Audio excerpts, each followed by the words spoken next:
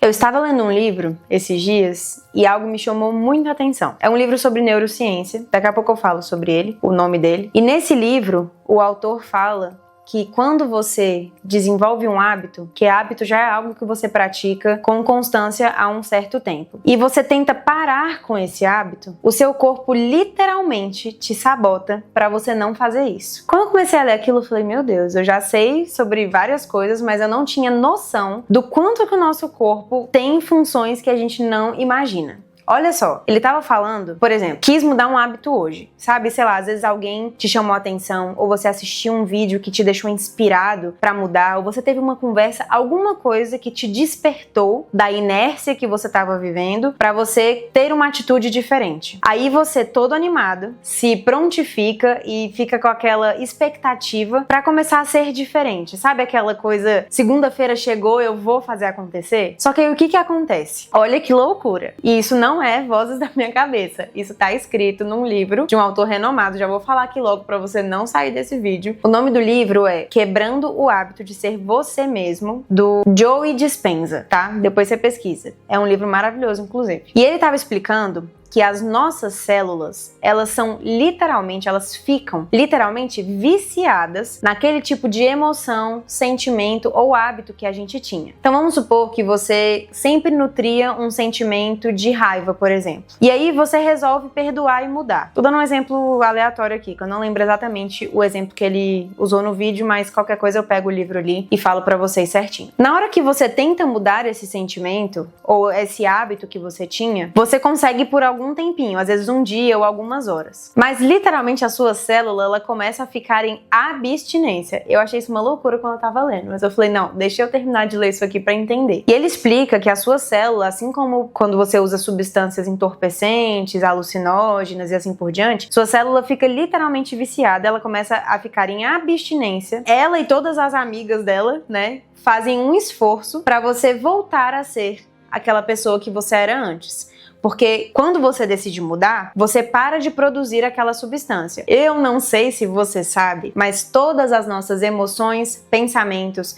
sentimentos, eles geram substâncias químicas no nosso corpo. Os neurotransmissores, como por exemplo a dopamina, a serotonina, a melatonina e muitos outros que a gente tem. E eles funcionam ou deixam de funcionar dependendo das sinapses que a gente tem, das conexões que a gente tem no nosso cérebro e das substâncias químicas mesmo que a gente produz no nosso corpo. Você já percebeu que quando você fica com raiva, né, o seu batimento acelera, geralmente sua narina ela abre, você fica bufando mais, o seu sangue circula de uma forma diferente, então geralmente você se sente mais quente. Então, cada sentimento, sensação, situação provoca na gente reações químicas diferentes. E o seu corpo, quando você tem aquilo como um hábito, como um estilo de vida, ele está acostumado àquela substância química que você produz dentro do corpo. E quando você decide mudar, você para de produzir aquela substância química para tentar produzir outra. Mas como as suas células ficam em abstinência, elas fazem um esforço absurdo para tentar fazer você voltar a ter aquela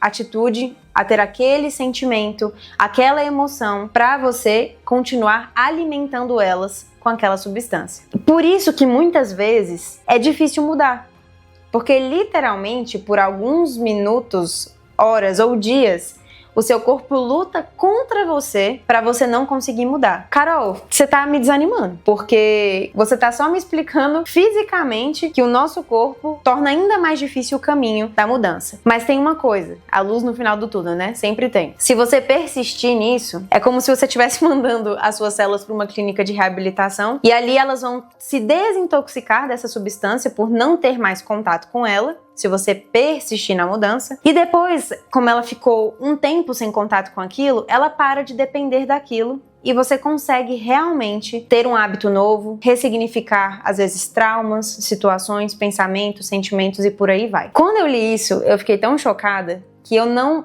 imaginava que o corpo poderia se viciar num sentimento, numa emoção, numa situação. Ele até dá um exemplo engraçado no livro, que ele fala que literalmente começam a vir pensamentos, por exemplo, mas a sua mãe, ela é uma megera mesmo, ela não gosta de você, vamos supor que você tenha algum problema com a sua mãe e esteja querendo melhorar. E aí depois de um tempo o seu corpo começa a mandar pensamentos. Aí ele até fala, não ache que é o diabo não, ou qualquer coisa assim. É o seu próprio corpo enviando comandos para o seu seu cérebro para ver se você volta. E ele explica que se você der 1 minutinho de atenção para essas vozes que vão vir, e elas vão vir, você já volta a produzir tudo aquilo. Então é aquela questão que aí também já envolve muito da Bíblia, sobre você conseguir resistir a esses pensamentos, essas coisas que vêm tentando te tirar. Então eu só quero te dizer que persista um pouco mais, que o seu corpo vai ceder e você vai conseguir adquirir esse hábito novo ou mudar a forma como você enxerga as coisas, ou como você trata pessoas, ou como você tem tratado a você mesmo. Então,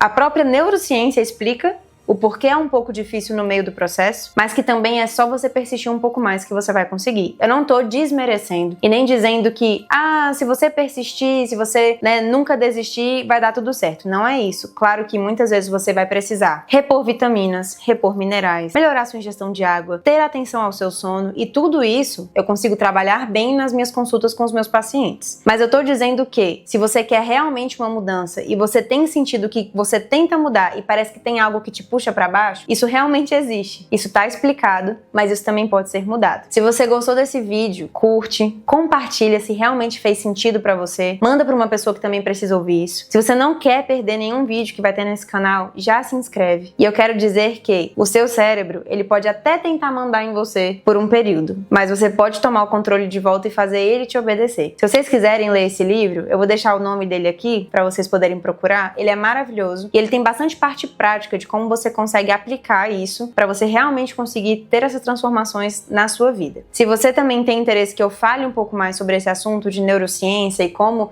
essas coisas funcionam dentro do nosso corpo, deixa aqui nos comentários que a gente traz nos próximos vídeos. E deixem também sugestões aqui do que vocês precisam ou querem ouvir, que a gente vai poder fazer vídeos em cima disso. Um beijo e até o próximo vídeo.